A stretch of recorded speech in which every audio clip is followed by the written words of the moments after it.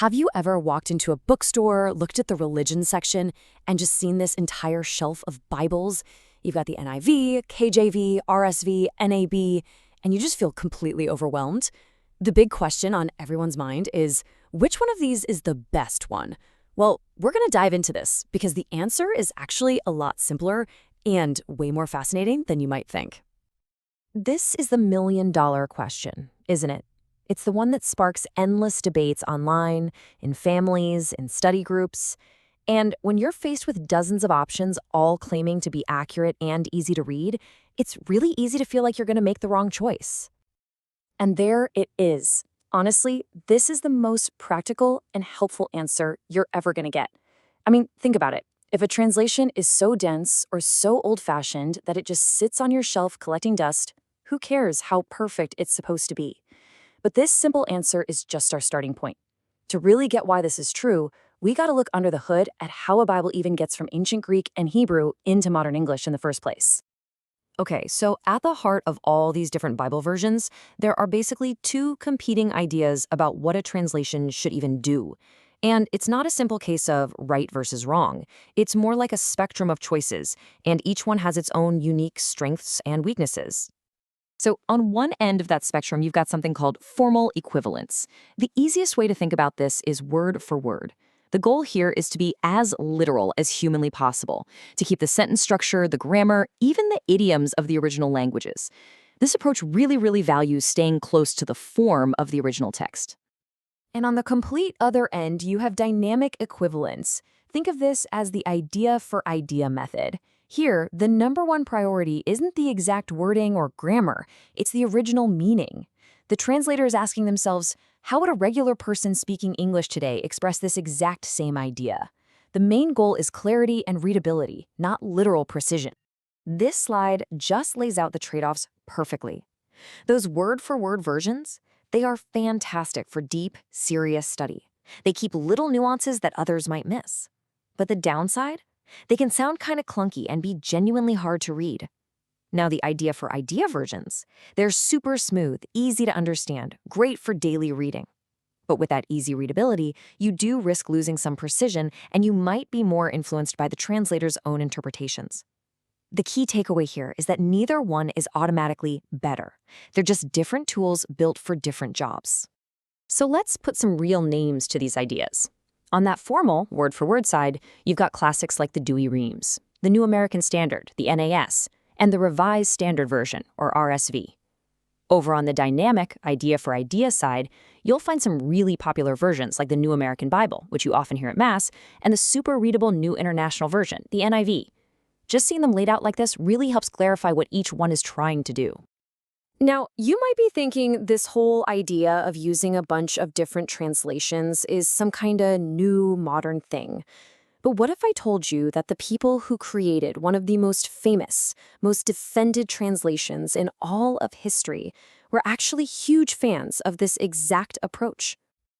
All right, get ready for a really cool historical twist. For centuries, people have been arguing for the supremacy of one specific Bible version, often treating it like it's completely untouchable. But the funny thing is, the original translators of that very version would have completely disagreed with that idea. That's right, the committee of scholars who created the 1611 King James Version. In their original preface, which, by the way, is almost always left out of modern printings, they made this powerful case against relying on only one translation. I mean, this quote just says it all, doesn't it? They believed that by comparing different translations, you actually get a richer, fuller understanding of what the text means. They saw variety not as a problem you need to solve, but as a valuable tool you should use.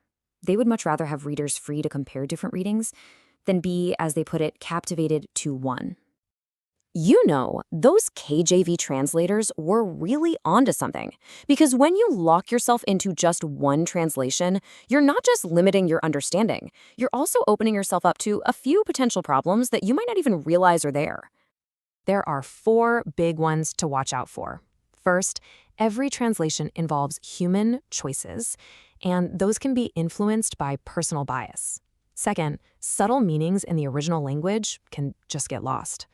Third, language changes over time, so old words can become really confusing. And finally, sometimes translators just make mistakes. Using multiple versions is your best defense against all four of these. Let's look at some real examples of each one. This is a pretty stark example of theological bias. The vast majority of translations render John 1:1 as the Word was God. But the New World Translation, which is used by Jehovah's Witnesses, adds the little article A to make it a God. Why?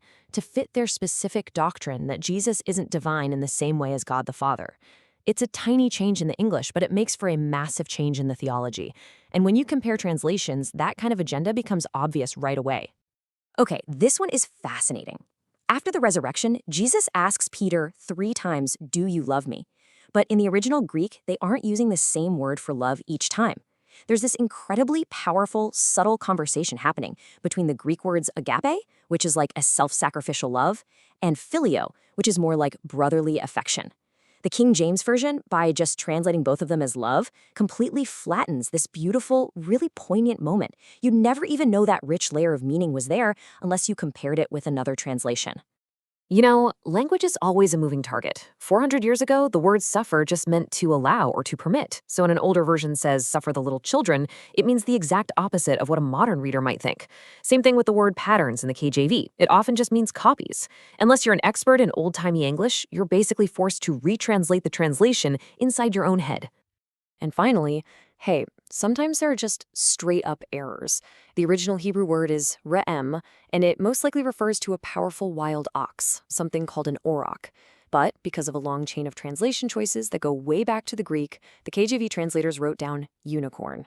It's kind of a famous mistake, and it's a great, humble reminder that no single translation is perfect or infallible. Okay, so we get it. It's good to use multiple versions. But where in the world do you start? Well, instead of thinking about one best version, think about having a small toolkit with the right tool for the right job. Here's a great little starter kit. If you want to do serious, deep study, the RSV Catholic Edition is fantastic. It's a formal, word-for-word translation that is highly respected for its accuracy. Now, for daily reading, or for following along with what you hear at Mass, the New American Bible is designed for clarity and easy listening. And if you just love that classic, poetic, thee and thou language, the Douay-Rheims is a beautiful and historically significant translation to have. So we've come full circle, but with a totally new perspective. The question isn't, what is the single best translation out there? The better question is, what do I want to accomplish right now? Is it deep study? Is it daily inspiration? Is it appreciating classic literature? The best translation is the one you will actually read. And the wisest reader is the one who knows they don't have to be captivated by just one. So which translation are you going to pick up first?